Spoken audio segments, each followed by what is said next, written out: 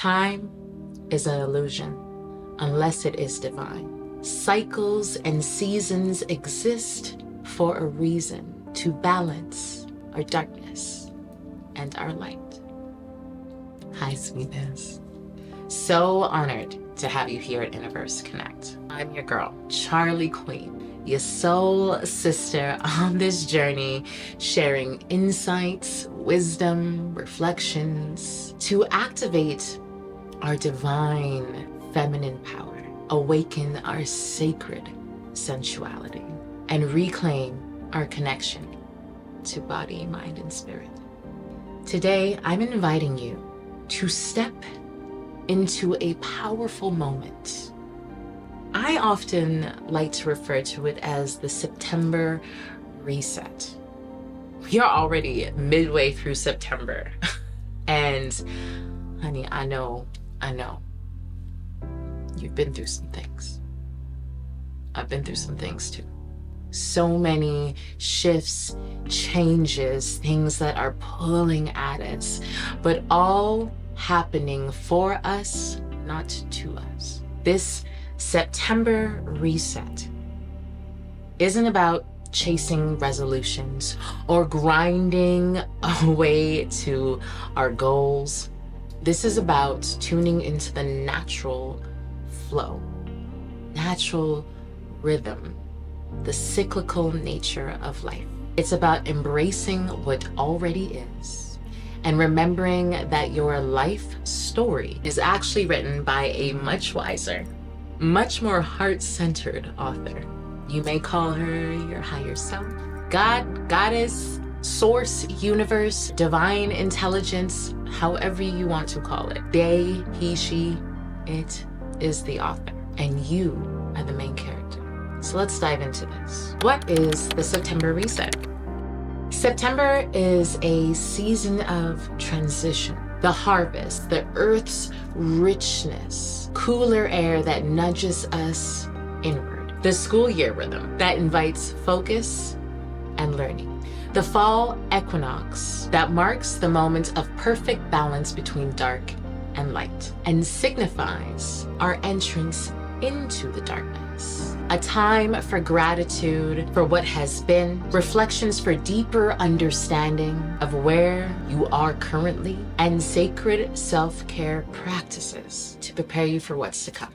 This is a stark contrast to New Year's Eve resolutions, which honestly doesn't really make that much sense. I know from my own personal experience, maybe you can relate, that a lot of those New Year's resolutions never quite stuck. Why? Because we are trying to create this drastic change, mark a beginning of something new while we're in the middle of this darkness, this winter, this cold. Even if you're not in some place wintry, you may experience this sense of coldness. You can feel that it is not quite the moment of transition.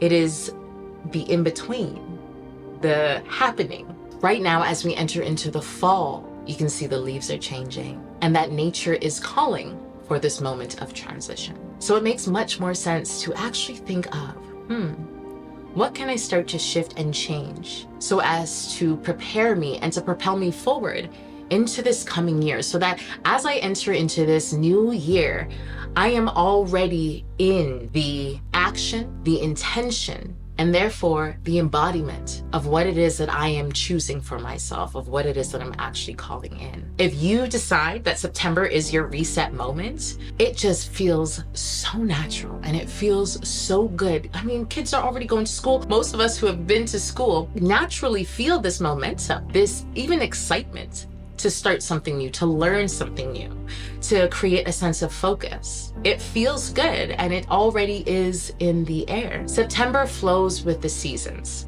holding space for reflection, integration, and consciously turning toward what we truly want to become. Letting that natural beat guide us makes this reset actually feel organic and soul aligned. Deepak Chopra has this wonderful quote, "If you push against this moment, then you are pushing against the entire universe, for it took the entire universe to create this moment." It reminds me that in order to truly reset, in order to actually move forward into our lives and call in and expand into this embodiment of our higher selves, we actually have to approve of exactly where we are. It feels counterintuitive based on what we've been taught in society, where in society we're constantly taught to disapprove of ourselves. And that's how you make change. You have to decide that this is no good and you want better. And while there is absolutely some truth in that, it often, in my own experience and in the experience of many people that I've worked with, it often actually activates this space of self-doubt, self-sabotage, overexertion, unrelenting uncertainty, and a distorted relationship to pleasure. But approval isn't passivity. It's actually creating the space for a sense of grace to show up in our lives. And for me, personally, I find it actually gives me back my power. My power to say, yes, I am here, and this is what I am deciding. And as I am here, although I am not the sole person who is responsible for all of the things that have happened to me, I am the person that is responsible to decide where I get to go. But right here is the perfect starting place. As I look at my daughter, Aaliyah, and see her growing and learning new things, I couldn't even imagine if when she did something and it was slightly wrong, that I brought a ton of criticism and say it wasn't good enough and that you have to strive to do better. What are you doing? I couldn't imagine saying those sort of things. It takes baby steps, and every point is important. That where you are is perfect, and every little step that you take is worth celebrating. It's an invitation to go a little bit further while acknowledging all of what it took to get here. What would happen if we actually approached ourselves in that same way? That sense of approval, that sense of, we are truly doing a good job. Now let's see what else we can do. We are doing a great job. You are doing a fantastic job with all the cards that you have been given, with all the cards that you have been dealt. Now let's see what else you can do. Divine design and your higher self as the author.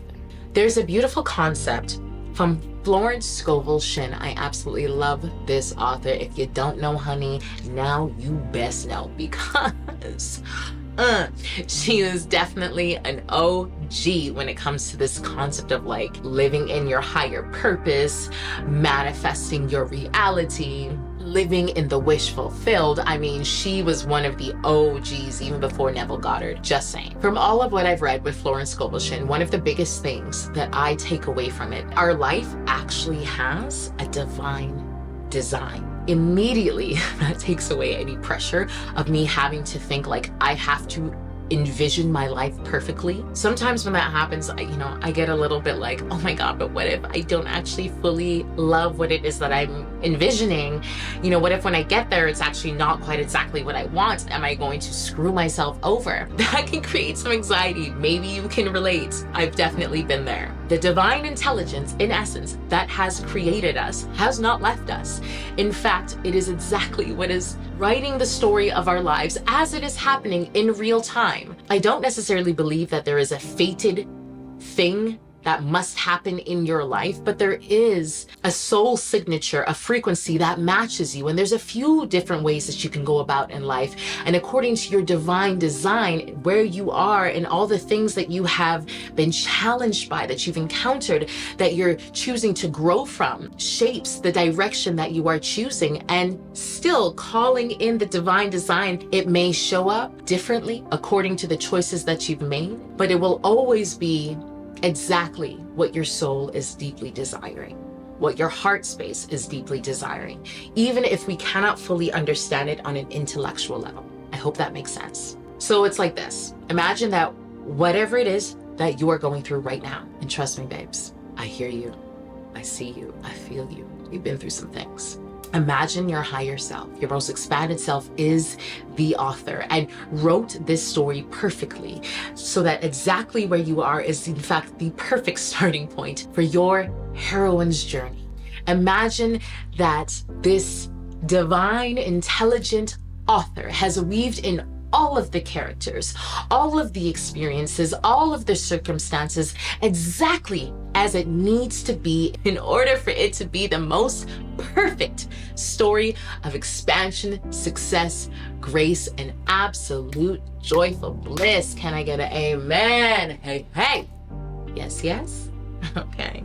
What if instead us with our human selves, like our human perspective, clutching the pen, deciding I must have this, I must have that, this person must act this way in order for me to be okay. What if we decided to no longer clutch the pen and instead lean into the unfolding of this perfect, beautiful story? When you release the need to control every sentence, every twist, every turn, you allow your spirit to guide you. That's when your story becomes this masterpiece that you have the privilege, the honor of living out. Resistance, the antagonist within. In The War of Art, Steven Pressfield bears the insidious nature of resistance as being the enemy. Resistance will tell you anything to keep you from doing your work. It will pervert the truth. It will tell you you're not ready, you're not good enough, you can't do it. And further, resistance will pervade your entire life. It will pervade your relationships. It will pervade your health. It will pervade your happiness. Pressfield names resistance as the enemy, unyielding, clever, and invasive. Listen, honey, I experience resistance, not just as this like impersonal force, but as like this old version of us, of you, of me, a frequency, an energetic entity, a vibrational force field that wants to continue to existing. It's holding on. It's deeply anchored, and oftentimes it feels so familiar. It honestly sometimes even feels like home. I know. When we're so used to something, it can feel like home, even if it's not good for us. Many indigenous teachings speak of spirit sickness, a condition of mind, body, and spirit imbalance, where disconnection between self, community, and land creates fertile ground for stagnation and fear. It's seen as something that like feeds off of the human essence. And resistance behaves much in the same way. It survives through our fears, our habits of self-sabotage, and our beliefs in our own limitations. But here's the paradox. Okay, stay with me. Without a villain, there's no hero. Without self, no other. We need this sense of separation in order to actually experience this thing called life. The presence of resistance is not actually meant to destroy us. It's an invitation for us to actually rise. Let me say that again for the ones in the back. Resistance is not meant to destroy us. Yes, it may be the villain in our story. However, it is there, put in place by, again, our higher selves as this divine author, an invitation to rise. So in essence, the antagonist, the villain, creates the conditions for the antagonist, the hero, to transform. Think of it like this. We go to the gym, intentionally using resistance to build muscles. This is the same sort of concept. With resistance, we are being prepared for our sacred sense of purpose so that we can actually handle it. We got the muscles. When we can see duality, but hold the truth of oneness, duality, but hold the truth of oneness at the same time, you can see it, but know what's true, we engage differently. And for those in feminine bodies, pretty important for everybody, but especially those in feminine bodies, our nervous system feeling safe is key. Safety in the body lets us face the resistance without collapsing into fear. And remembering, my higher self is writing the story. I am always taken care of. No matter what mask the villain wears, I will prevail. Our job is to engage resistance with curiosity, not to destroy it, but to understand it. Because the moment that we understand it and understand ourselves, we reclaim our power.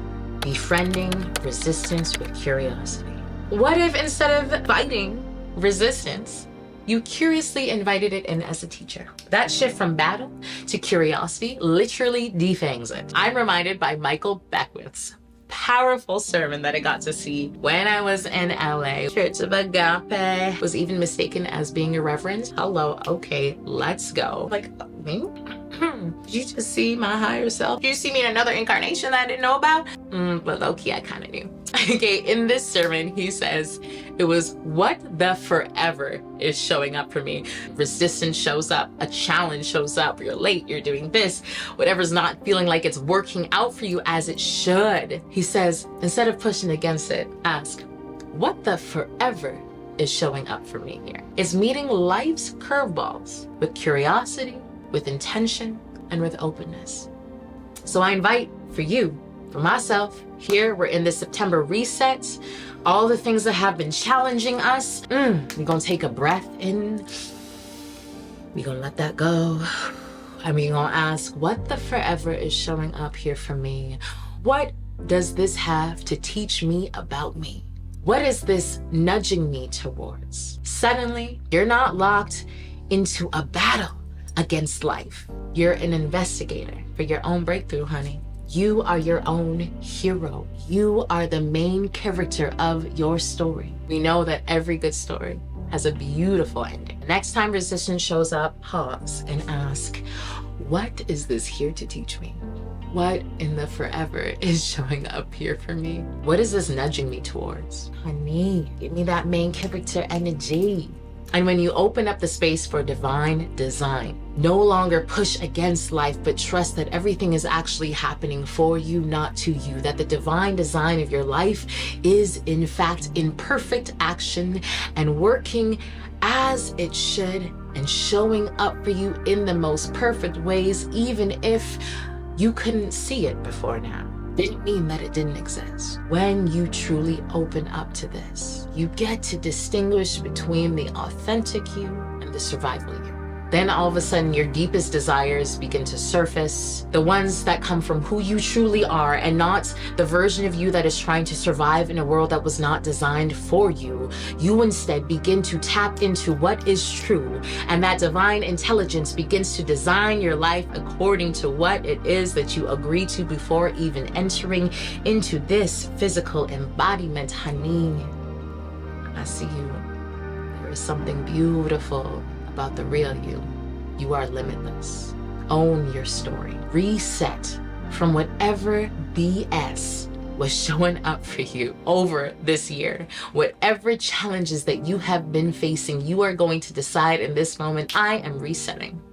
I am choosing to be the main character. I am allowing for my higher self to write this story and allow for myself to fully step in and experience what it actually means to be me. I wish I could say it happens when you decide to drink more water or when you decide to sleep a little more. And while those things are very important, it actually happens in the moment that you decide. Just like the word incision, you put something in, decision is to cut away. So the moment that you decide, you are taking away all other options and standing in the truth of you and saying, I am deciding that I am going to learn what it truly means to be me, what it truly feels like to feel who I am. And the moment that you decide that is the moment that you get to hear what your heart has been trying to say to you this entire time.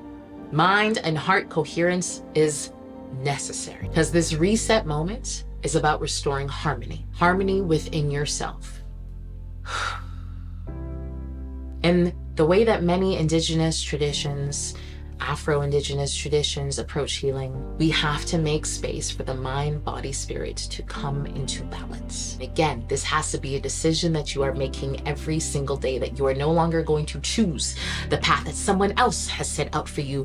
You're no longer going to choose to be the version of you your family, friends, albeit maybe well-meaning, have decided who you are. You're going to say, no, I know who I am. And if I don't quite know, it is time that I sit still and allow for that story to be revealed to me. And y'all will get the update when it's time. We're gonna take a moment to pause. Every time you feel a sense of challenge, every time you want to push against something, you want to say, we're going to take a moment to breathe. We're going to come back into our bodies and we're going to reset with the body so we can restore that sense of harmony and balance that is so crucial for us to be in that state of receiving the next best step. That's how the story is written. That's how we receive the story. We will never know exactly every single step on the journey. All we will know is the next best step. Every single person that I've looked up to, that I've read about on their journey of success, in which success is defined differently for every person. However, very consistently, do they each say, I just knew what my next best step was. And then as you look back, you can see how all of those dots connected. But as you're in it, all you are receiving is the next best step. It is important that we show up in our bodies, in our minds, in our hearts, open to receiving that next best step and trusting it. But the only way that we can do that, trusting it in our nervous systems, in our bodies, in our hearts, in our minds, is that we use the tools that we have, such as breathing, such as meditation, to reset ourselves from that sense of stress, from that sense of resistance. Pause with me here. We're going to go through a little process. I want you to breathe deeply in through your nose and out through your mouth. Continue to breathe, inhaling through the nose and out through the mouth. As you breathe, feel every part of you relax. Your face, your jaw, your eyelids, your eyebrows, inhaling and exhaling.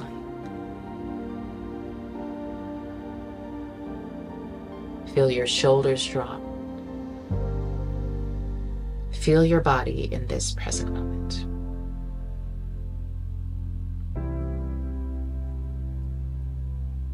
I want you to name one thing that you approve of in your life right now.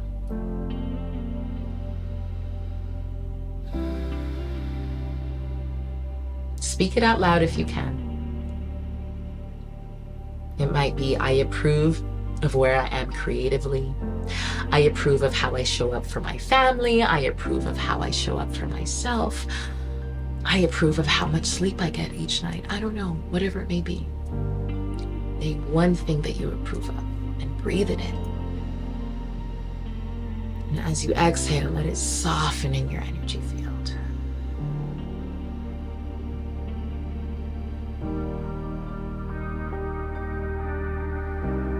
And then I invite for you to notice one place where resistance is showing up in your life. I've been avoiding my art. I feel heavy when I think about that conversation I need to have. I feel frustration when I think about X, Y, Z, whatever it is. With as much grace, allow for it to come to the surface. And as you're breathing, nice and slow, nice and deep, ask yourself, if my higher self wrote this moment into my story for a reason, what might it be?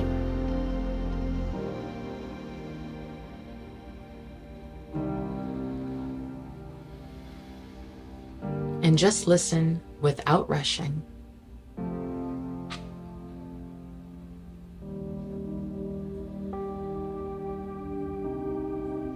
Inhaling and exhaling. If you have a journal, maybe write it down. If nothing came through, that's okay. You've asked the question. Allow for the answer to show up to you. This is how we transform resistance. Not by pushing it away, by letting it reveal whatever gift it has to offer. Now let's finish by grounding into what we've covered today. Number one, the September reset. We're aligning with the rhythm of nature's transition. We are nature itself, honey, so it will feel organic. Trust me. Number two, divine design, approving of where we are, knowing that there is a divine design of our life story. And as our higher selves is the author, it is the perfect place to begin exactly where we are in order to feel the unfolding of this beautiful divine design. Number 3, resistance. The old frequency playing the antagonist, playing the anti-hero in the story, and how curiosity transforms it. And number 4, allowing that mind and heart coherence to be an important space that we consider every single day so that we are in the perfect state of receivership, of knowing what our next best step is in the story. Choosing from the space of our authentic essence. My special gift to you is I created a September Reset Ritual PDF, downloadable from my website, universeconnect.ca. Find your way over there, get this copy. You are the hero. Your higher self is the author. Trust that, honey, please. If you feel called to share your reset intentions, and if you've made it all the way here, please comment, review, whatever it is that you can do. What feels calling to your soul? Maybe it's one thing that you feel calling in, or it's one thing that you feel that you need to put down. I'd love to hear them. Let's go. We are in this together. Until next time, stay curious, stay heart-centered, keep leaning into the beautiful unfolding that is a divine design of your life. Peace and love, baby. Charlie Queen.